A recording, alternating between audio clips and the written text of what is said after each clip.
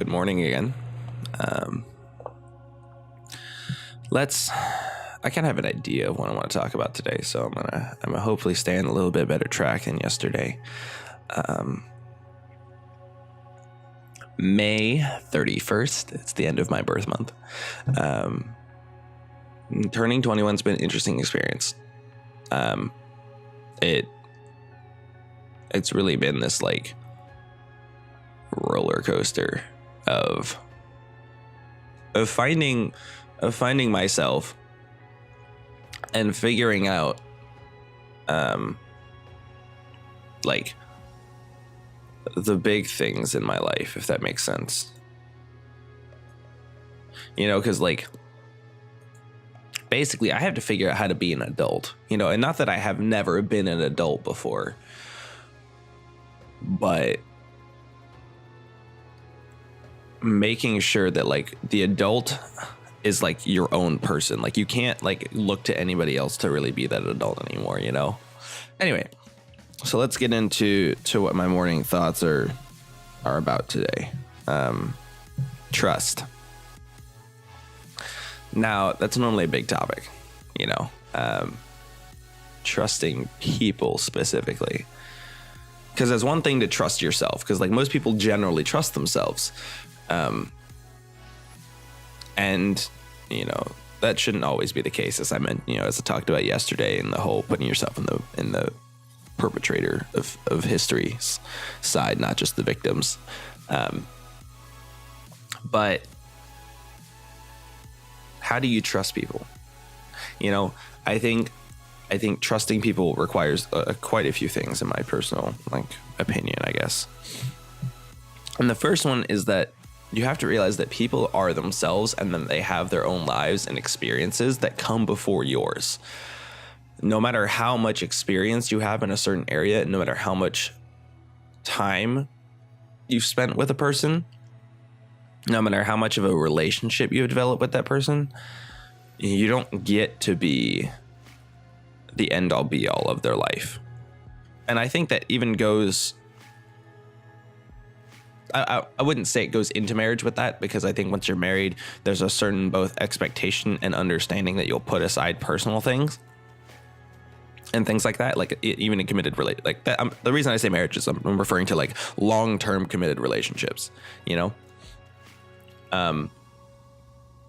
But as far as like just general people goes, and like your best friends and your friends, and like of course they'll forgo stuff for you, but I think we need to be more considerate of the fact that they have their own issues and they have their own things that they need to deal with all the time, and we shouldn't impede their growth and their personality, and their own handling of their own issues. Sorry, that was a little bit of a yawn. Because when we do that, we're inherently being selfish, and being selfish is never something you really want to do, I don't think, because it ends up destroying relationships. And also, on the other flip side, not trusting people can also destroy relationships. So I think there needs to be a balance in your relationships of like, hey, I have my own things I need to deal with, and I'm not trying to like minimize what you have to deal with, but I'm dealing with some stuff and I need to be able to handle it. And if you're not going to help me handle it right now, I need to trust that you'll be there when I'm ready to come back after handling it. If that makes sense. I don't know if it does, and trusting people is hard too. Like, because sometimes your own experiences with people has been with like the scum of humanity, the people who backstab you and use you and take all of your unique ability and capability and trust and all of these things and take them for, take advantage of them. And so I think it just, we're in a place where that needs to be addressed, which is the fact that, yeah, you can trust people, but you need to trust people and also understand that they are going to be themselves. Unless you're a very special kind of person, and unless you have been raised and taught and you follow a certain set of precepts that allow yourself, to put other people over yourself consistently every day, every single time, no matter the cost, you have to understand that people will do things for themselves, and that it's not wrong. And it's not that, oh, I can't say that it's not wrong, but I can say that you need to understand that and be able to apply the fact that people need to take care of themselves first before they can help you sometimes.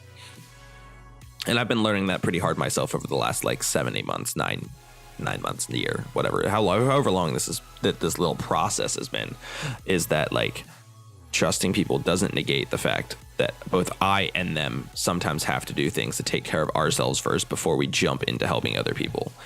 And that's coming from somebody who has like this little bit of a savior complex where like I just love to save people. I love to get people out of a situation that's detrimental to their health and well-being. Anyway, and I think this kind of like goes along with letting people be themselves. Like, I can't control you. I mean, and that's not to say I couldn't try, or that like certain people aren't manipulative enough, whether backhanded or overt. Like some people are just that talented and that honed in their craft. Like there are people who just work their entire lives, like especially psychopaths, to literally control other people. And sometimes you got to trust that other people are going to come around, and you just got to let them be themselves, you know, even through their mistakes. Because that's part of what I did in my last relationship.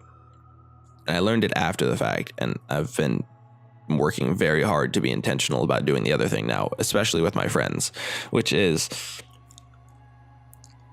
I know something is going to be detrimental to your health and well-being.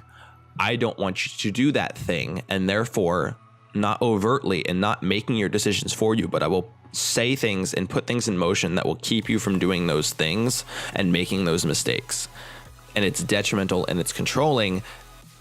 And at some level, it was kind of unintentional because I care. Like it comes out of a place of care, and you're like, oh, well, you know, I don't want you to get hurt, so I'm going to kind of sort of go and do things that keep you from putting yourself in a position to get hurt. There's a yawn.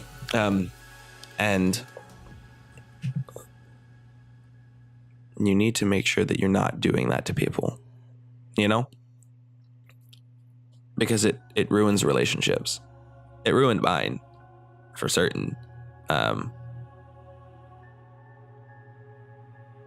just needed to let them make mistakes. And I needed to be there when the mistakes happened and ended, and never, ever, ever say I told you so, and just be there and able to pick it up. And that was my fault, you know? And so you don't want to control people. It doesn't do anything for you. It also stresses you out.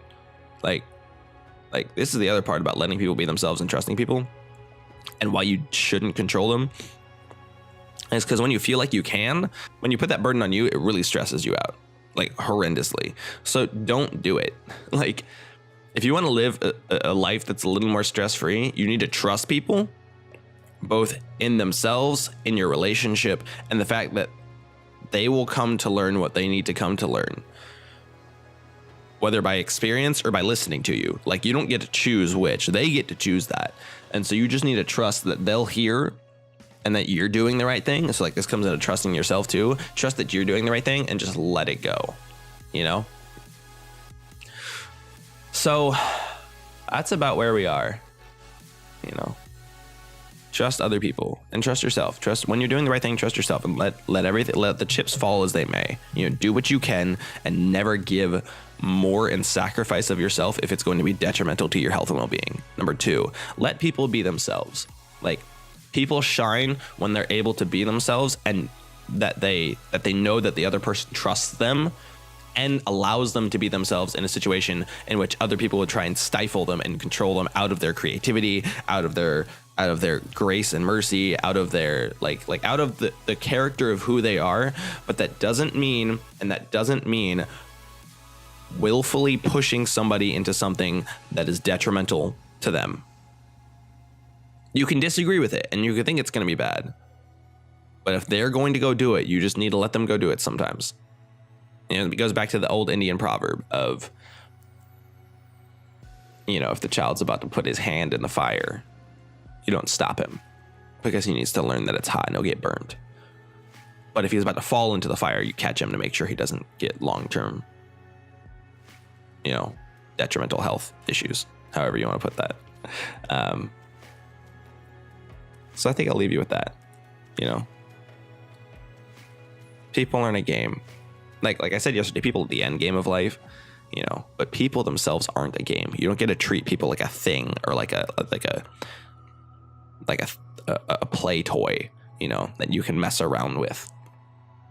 They're individuals, and let them act as such. Have a good one.